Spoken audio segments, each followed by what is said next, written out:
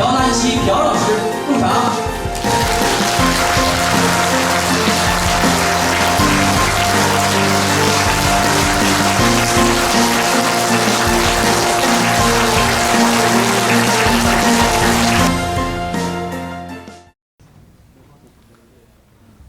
오늘 표정이 밝은데 상큼하니 한번 시작해 봅시다. 看看大家那个表情脸色都挺好，我们今天好愉快的去探讨一下。 이 공부가 좀 재미는 있어요? 这个学习有意思吗？ 그래 어제 약속드린 대로 손해 위축증에 대해서 오늘 1시간 강의를 하고 나머지 그 뒤에는 예정 시간표에 맞춰서 이어서 교육을 하겠습니다. 손해 위축증, 손해 작은 뇌 위축, 손해 위축증, 손해 그게 아니고 뇌 손해 작은 뇌 위축증, 위가 작아지는 증세 위축증. 今天讲那个小脑的萎缩症，完了的话按余下呢按日程表进行。 그래 현대의학 시각에서 손해 위축증을 보면은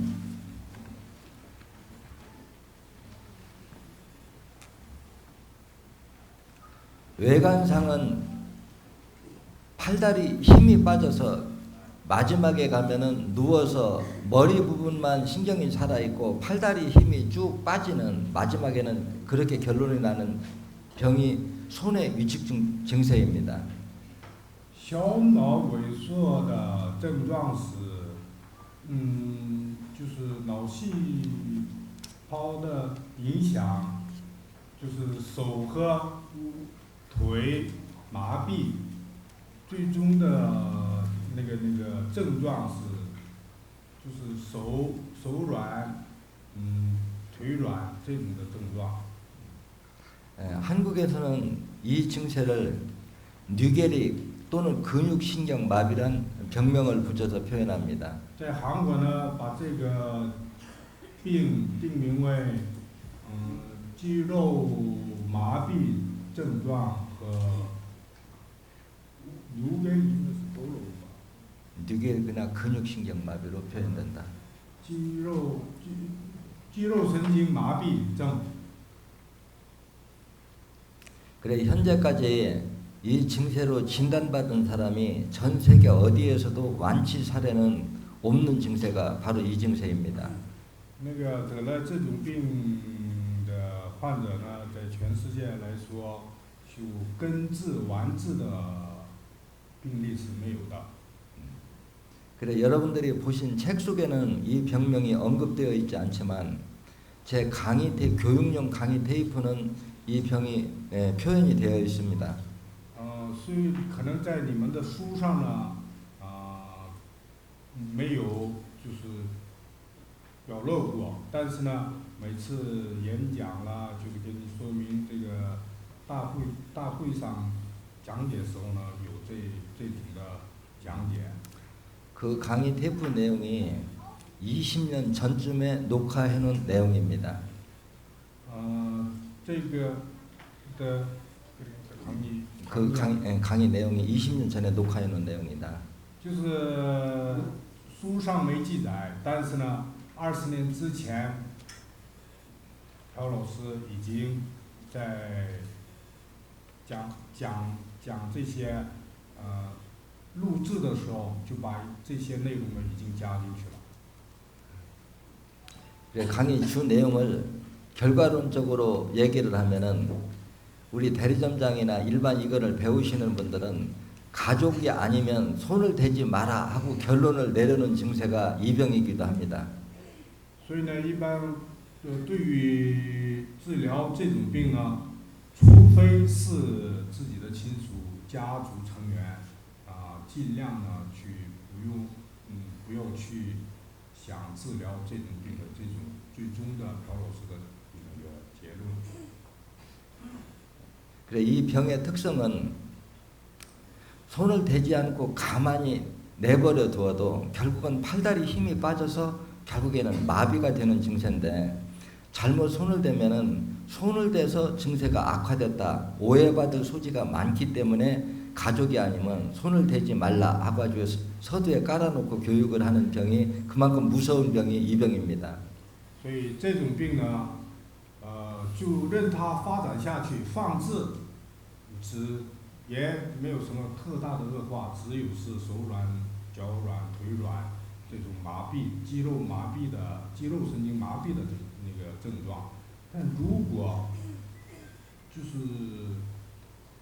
不很精确的去诊断和治疗的话，可能引起更恶化。这样的话，引起一种误会，因为那个医治不当，造成这种恶果，怕招起这样的误会，所以呢，除非是自己的最亲近的家属以外呢，尽量别去治疗的这种劝导。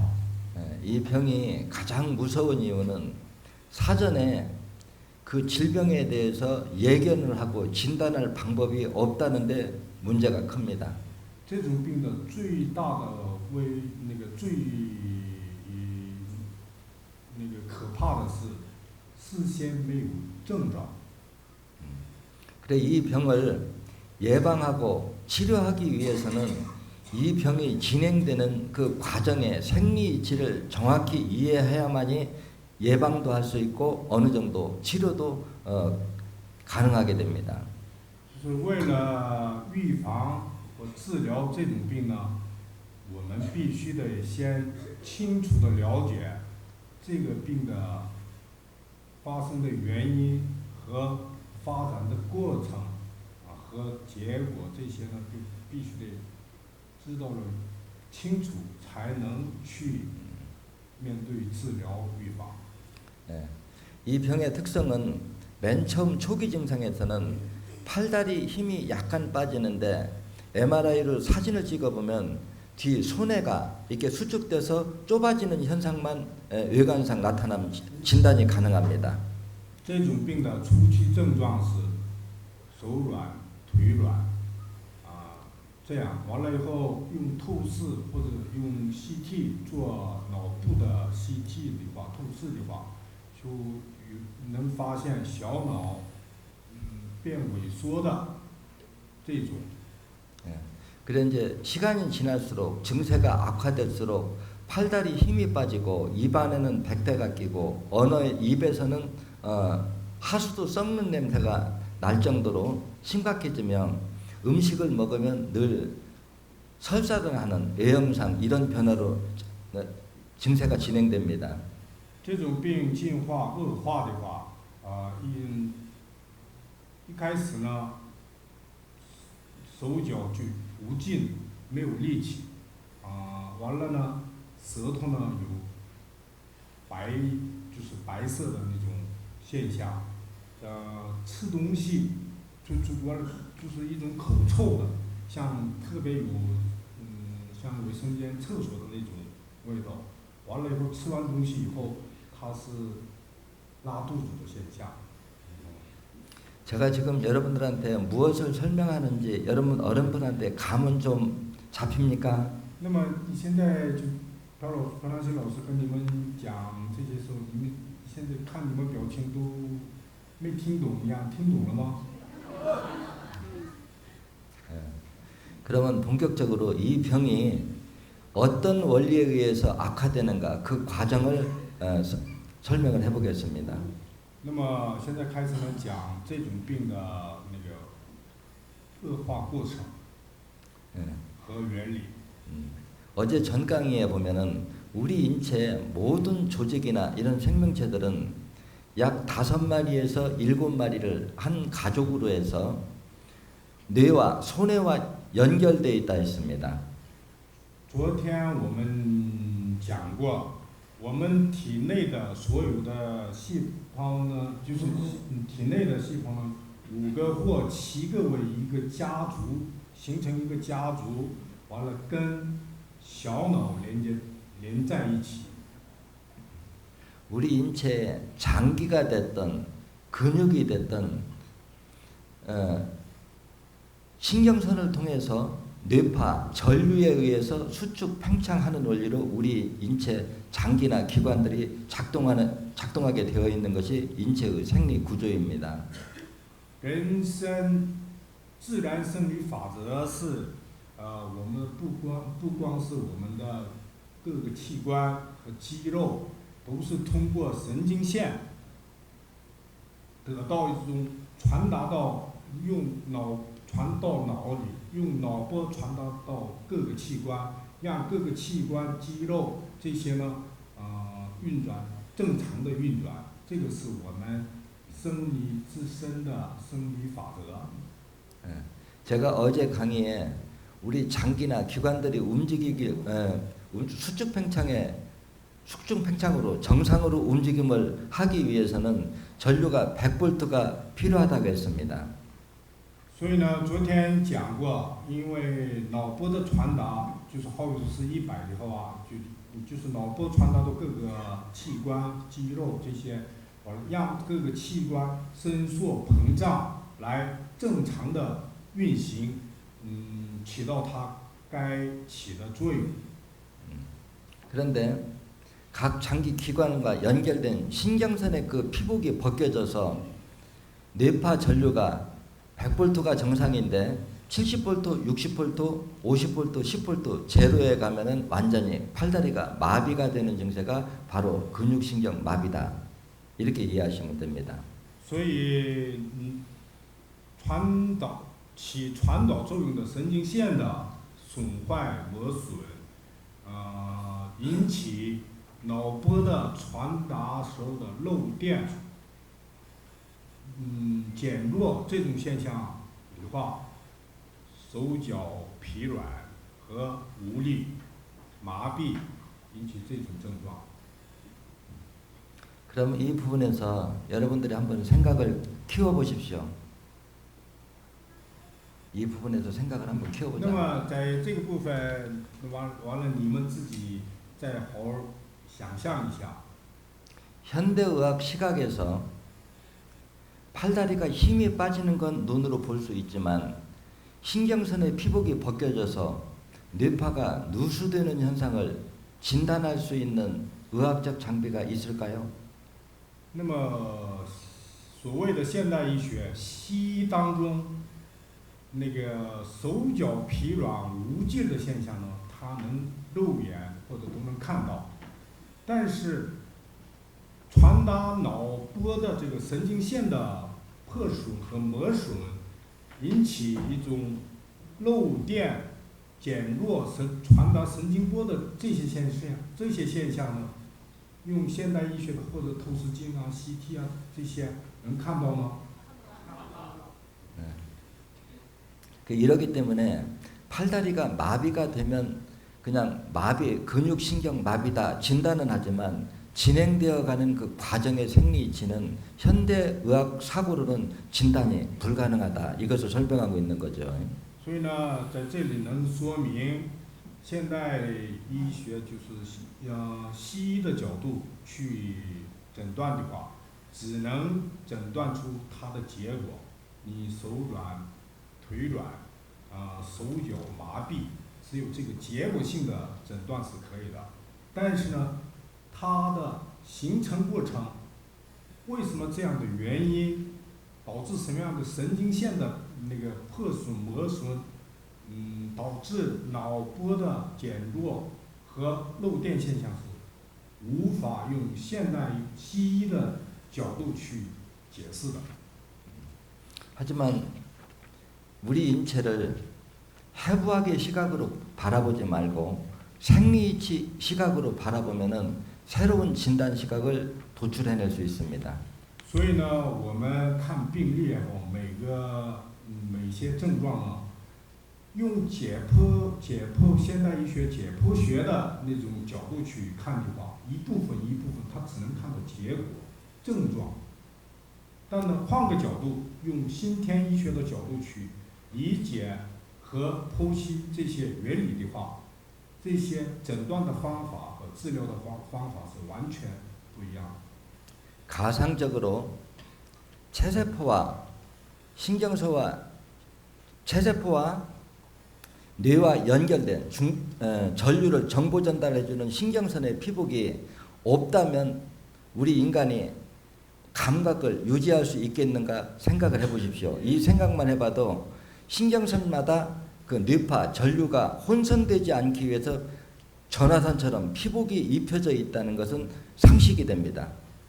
所以呢，我们自己可以简单的想一想，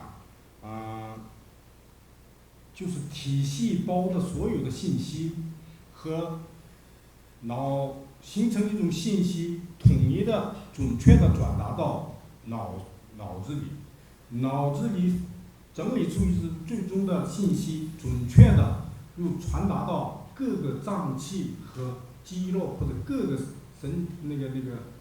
体内的全部器官的时候，是不是通过神经线的一种传导过程？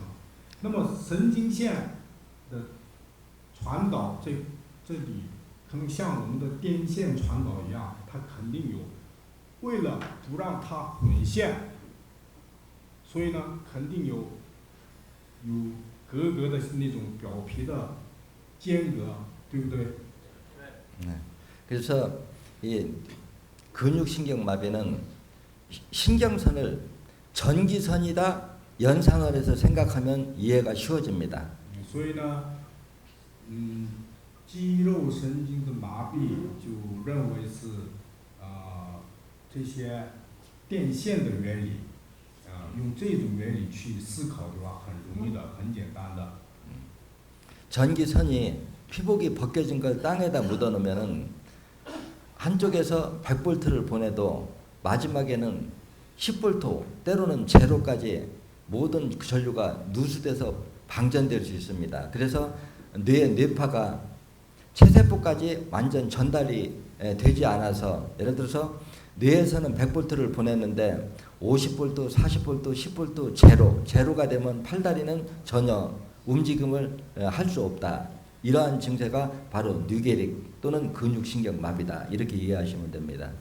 所以脑波的传播，好比如说像电线通过电线传到电一样，如果它表皮脱落的话，很可能有漏电现象，或者减弱这个电量，或者混线。虽然传了100个，它可能传的或者是70、50，或者是0，或者混线。所以呢，脑波传到肌肉的信息呢，它因为神经线的表皮的这种磨损或者损坏，它没有准确的传达到，所以肌肉出现一种麻痹现象。所以这种病就是那个肌肉神经麻痹呢，形成的原因是这么个过程。 그러면 근육신경마비의 진행 과정에 대해서 어느 정도 좀 생리치적 이해가 갑니까? 以那个自然生理法则的理论去理解这个肌肉神经麻痹的原理和形成过程，你们理解了吗？ 그럼 진단시각이 이러하다면은 이 진단시각 속에 치료 방법이 이미 나와 있는 것입니다. 所以呢，每个症状病例的诊断的角度不一样，它的治疗的方法也相对而不同。所以呢，就是诊断出这样的原因，以这种角度去诊断的话，就理所当然出来了相对应的治疗方法。 뇌파는 왜 누수가 일어났을까요? 脑波为什么出现了漏电和减弱的现象呢？ 신경선의 피복이 벗겨져서 有传导作用的神经线的那个表皮脱落的现象。 그럼 신경선의 피복은 왜 벗겨졌을까요? 那么这个表皮磨损和脱落是因为什么呢？ 강산의 산화작용 때문에. 强酸的氧化作用。 그러면 우리 인체 어느 부위에 있는 신경선의 피복을 벗겼느냐가 우리가 치료점을 찾아내는 방법이 되겠죠. 那么针对这个病要治疗的话，我们得必须找到哪个神经线的表皮磨损或脱落，找出这个位置是对这医治这个病的重要关键所在，对不对？ 네. 그러면 신장과 간 기능이 떨어진 합병증으로 혈전, 어혈이 생겼을 때 우리 신체의 혈관이 가장 좁은 곳에서 먼저 막힌다. 여기까지는 심천의학으로 보면 상식이 되겠죠. 那么肾、肝功能的下降，形成淤血，堵住末梢那个毛细血管，这是先天医学的最基础，对吧？ 네. 여러분들 저녁에 잠을 잘 때 벽에가 어디를 누르고 자지요? 那个大家晚上睡觉的时候，别个 네, 벽에가 눌리고 있는 부분이 어느 那 부위냐? 个枕头压迫你的身体是哪里？ 뭐 그러면 9번, 53번 위치가 원 치료 사혈점 위치가 되는 것입니다. 这样想的话，就是开始要排除的那个穴位是9号和53。 하지만 9번이나 53번을 빼줄 적에는 항상 1번을 빼줘야 9번, 53번 혈이 빨리 뚫립니다. 那为了放好、排好9号和53呢，必须呢先排1号，这样的话9号和53号的排除的量很好的。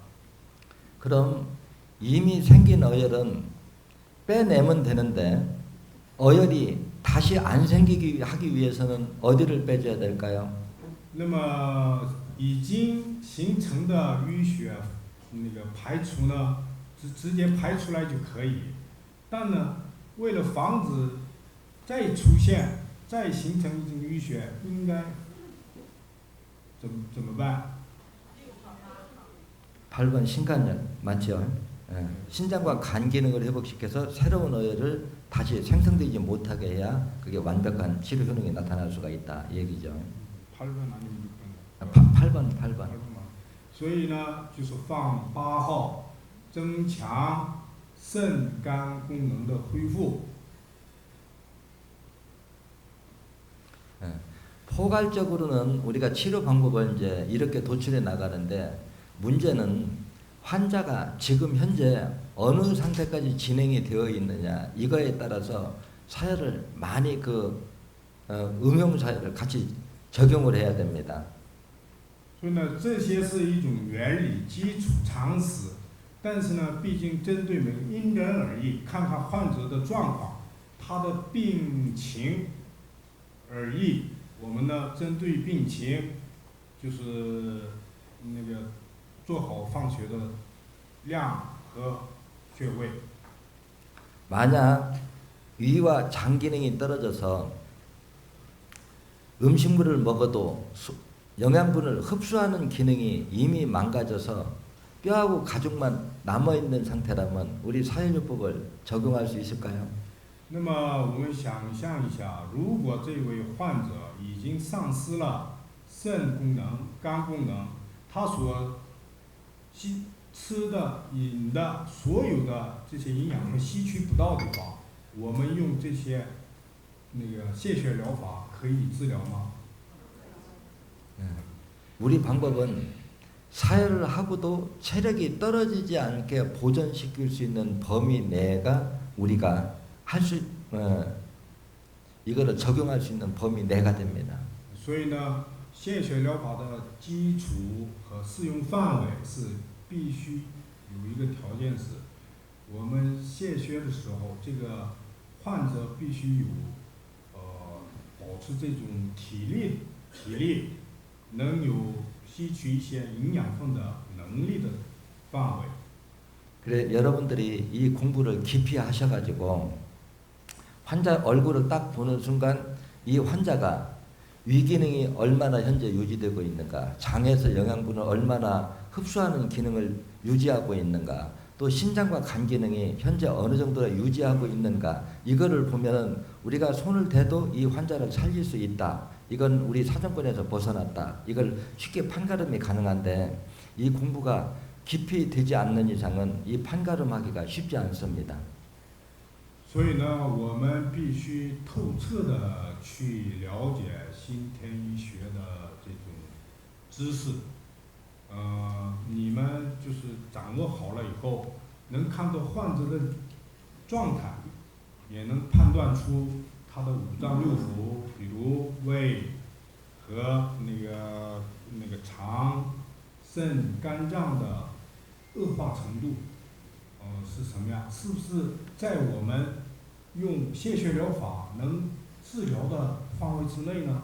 还是用泄血疗法去，只有放血来治疗不可能，就能自己就能判断。 지금 내가 여러분한테 설명해 준 내용이 20년 전에 강의하는 내용이라고 한다면 여러분들이 내가 이런 환자를 직접 치료해 본 경험이 있다, 없다, 어떻게 생각하십니까? 所以呢，现在讲的所有的这些理论和这些知识呢，是那个朴老师在20年前已经讲演的东西、学问。那么，你们觉得怎么已经过了20多年，那么用这种理论，那个朴老师有没有临床经验呢？丰富的临床经验呢？ 네, 충분한 경험이 있다는 얘기죠. 네, 그래서 그동안에 이런 환자들에 보면 초기 증세 바로 하면은 한 10명 중 6명 정도는 완치 가능성이 있다. 저도 이렇게 바라봅니다. 근데 아마추어로서는 그 정도 효과 내기가 결코 쉽지 않기 때문에 초보자들은 가족이 아니면 원망 듣지 않으려면 손대지 말아라, 이렇게 표현을 해주는 것입니다. 所以精通的了解到新天医学的原理和所有丰富的经验之下呢，就那个去治疗，用新天疗法去治疗这种病的话，可能10名当中6名呢可能能根治，但是呢，有些初学者或者学了一部分，他没去精心研究，这样的话很可能导致误会，可能引起患者的恶化。所以呢，朴老师很谨慎的奉劝大家，你如果没有信心的话，不要轻易去，除非是你家族亲戚特别不怨你的，不能埋怨你的这种情况下，你去研究和治疗。 하지만 여러분들이 의사이고 어떤 치료 후의 그 결과에도 법적인 책임을 묻지 않을 정도가 된다 그러면 이 심천의학의 근육신경마비를 치료하는 데는 기존에 있는 어떠한 방법보다는 치료 효능이 월등하다, 이거는 표현해 줄 수 있습니다.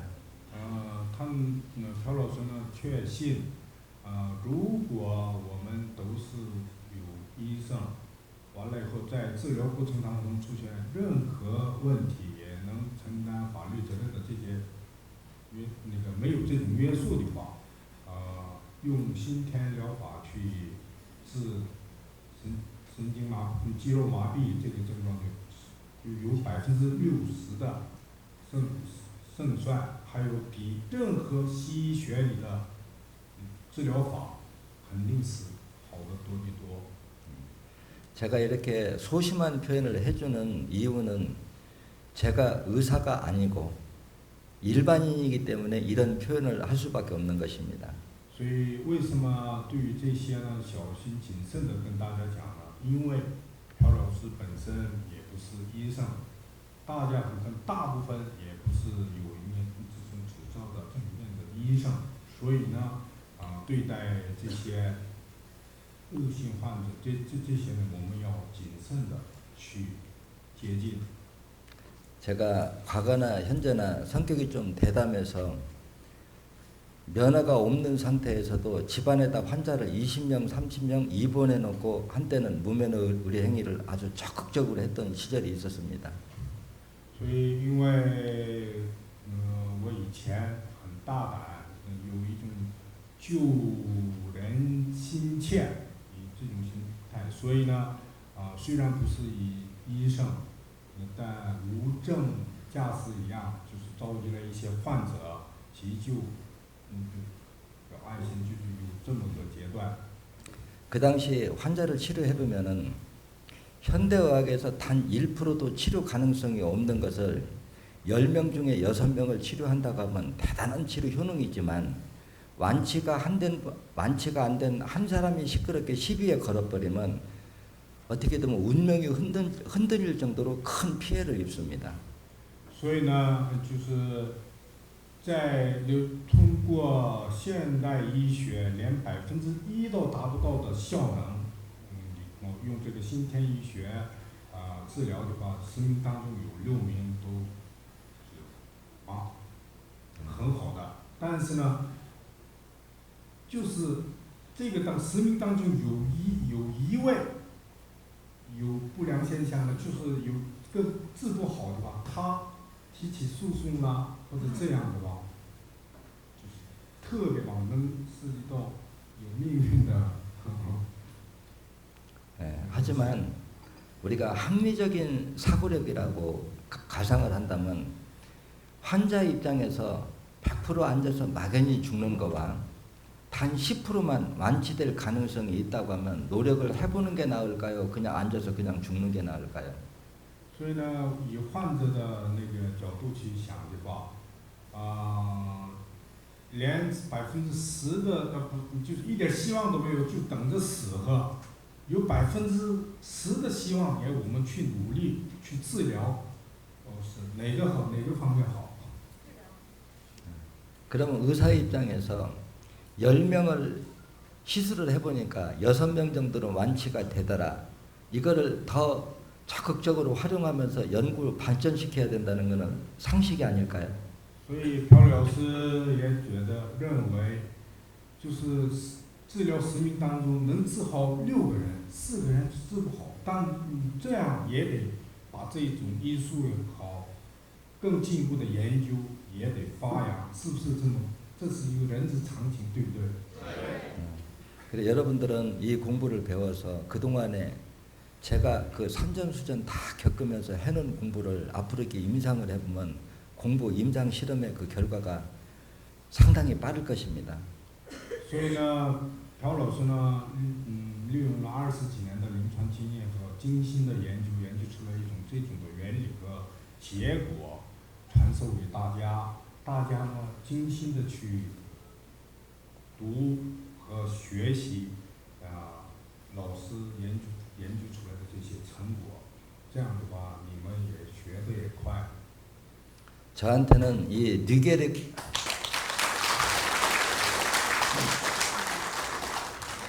뇌결핵 환자가 아주 각별한 인연이 있습니다. 我跟那个肌肉神经麻痹这种病的患者有特别的因缘。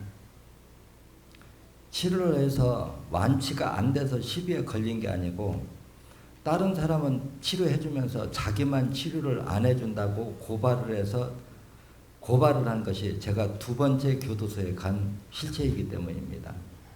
不是因为治不好，所以被告了。那有一些患者呢说，你治别人治好了，为什么不给我治？唯独不给我治，用这种方式去告他，所以他去监狱去过两次。 내 힘으로 이렇게 그 당시 제가 환자를 치료할 적에는 항상 미리 약속받는 것이 당신이 나으면 다른 사람 소개하지 않는 조건으로 치료를 해줬습니다. 当时朴老师医治这些患者的，首先一个约定是，我给你治好这个病的话，你千万不能介绍同样的患者来到我这里，这么约定完了以后呢，去给他们治疗了。 그 당시는 환자들이 6개월, 1년 대기 해야 치료받을 자기 시간이 돌아오기 때문에 내 앞에 서서 한번 진단받고 처방받는 게 웬만한 기회는 처음에 돌아오지 않았었죠.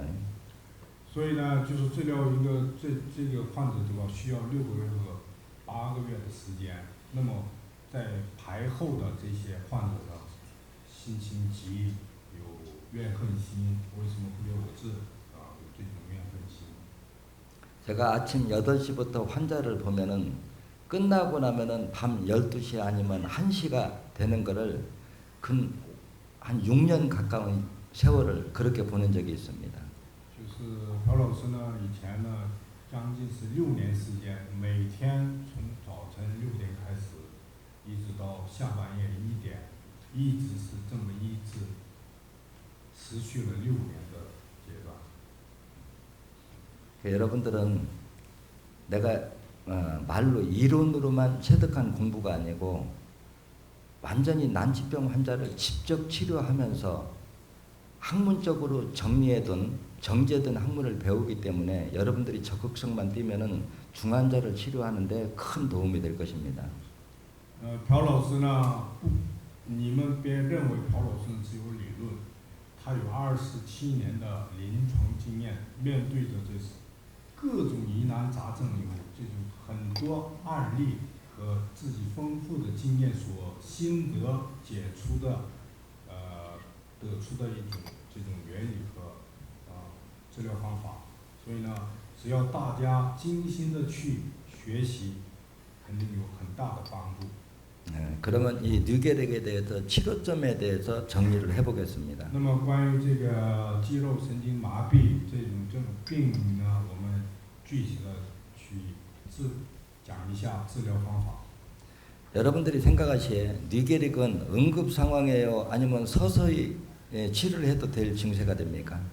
那个关于这个肌肉神经麻痹这种病呢，大家认为是急性的还是慢性慢慢进化的病例？ 네, 응급 상황이죠. 근데 우리가 사회라는 요령은 응급사회 요령이 있고 아니면 서서히 시간을 두고 하는 거 전부 이 또 심천의학의 처방을 받으면서 사회라는 사회라는 방법이 전부 다릅니다.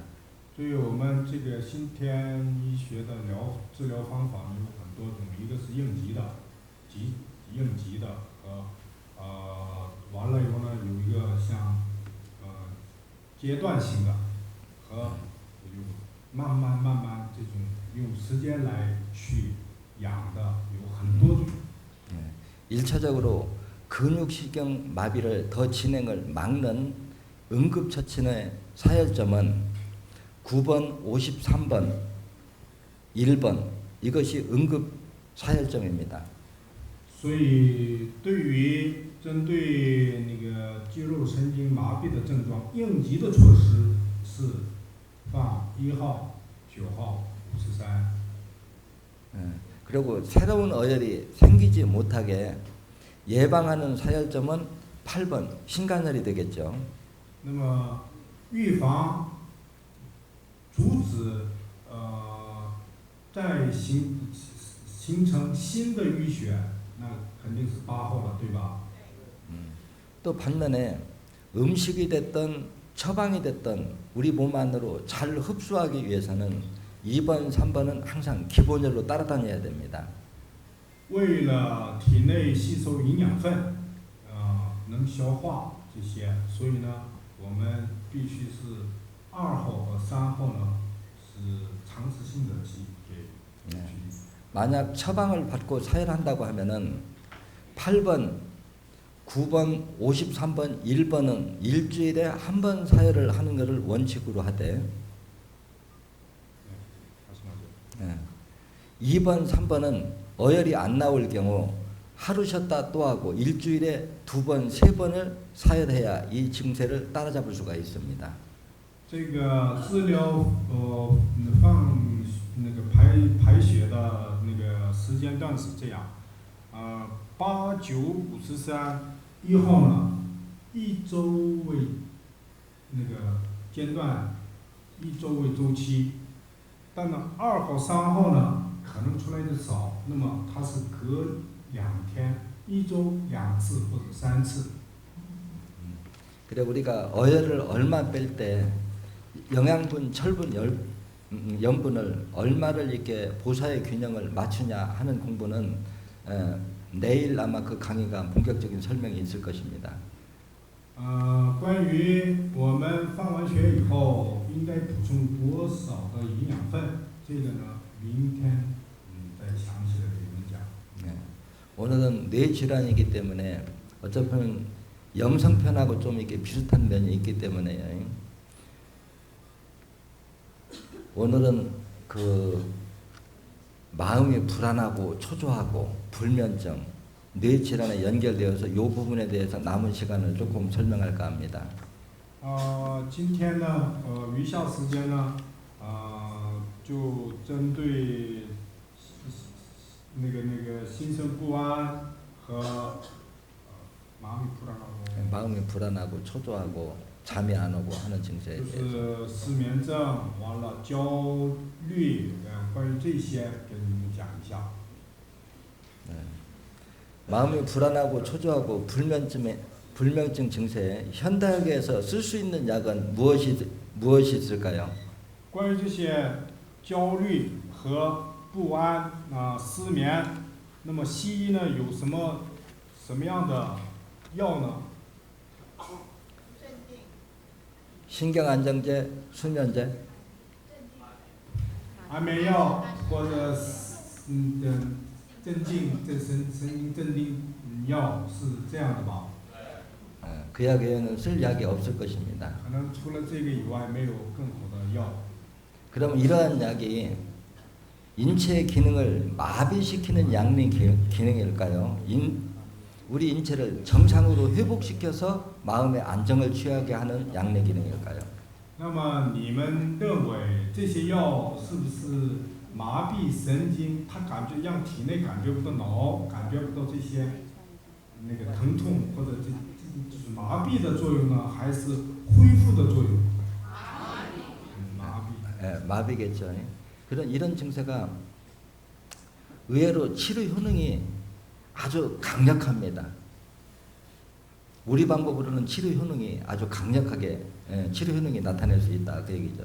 所以从西医的角度，它只有这样的很少的，就是麻痹作用。但是用心天疗法的话，对这一块呢有起特别显著的效能。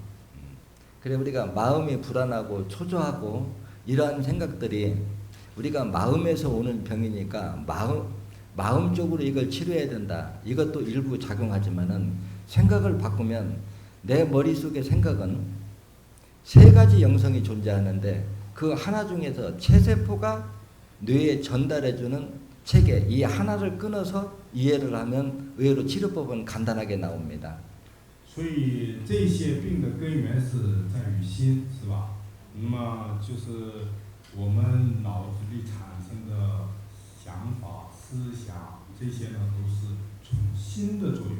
那么应该治心也有这种，这是肯定是这样的。但呢，我们用简单的来讲，体细胞的信息准确的传到脑波，用脑波又准确的传到各个器官起正常作用的话，这也是，这么想的话很简单。 심장을 구성하고 있는 체세포도 독자적 생명체고 생각이 있고 판단이 있고 있다는 영성이 따로 있다는 것을 이해하면은 해답은 쉽게 얻을 수 있겠죠. 所以我们就再想的话。 심장 체세포도 생각이 따로 있고 그 생각이 심장 피를 품어주는 심장.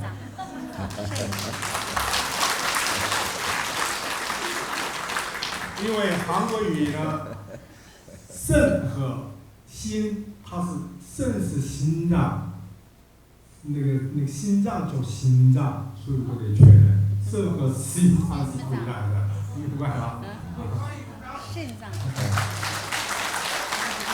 이 심장 체세포가 혈액을 품어주는데 앞에서 잘 안 빠져나가고 뒤에서 안 끌려올 때 심장 체세포가 느끼는 그 불안한 마음이 뇌에 전달되는 것이 우리가 마음이 불안하고 초조하고 폐쇄공분증, 불면증으로 이어진다 이 얘기죠. 所以呢，简单的来讲的话，心脏体细胞的转到脑里的这种信息和波不准确，完了又引起的一种焦虑、不安这种现象。这么简单的想就吧，很简单。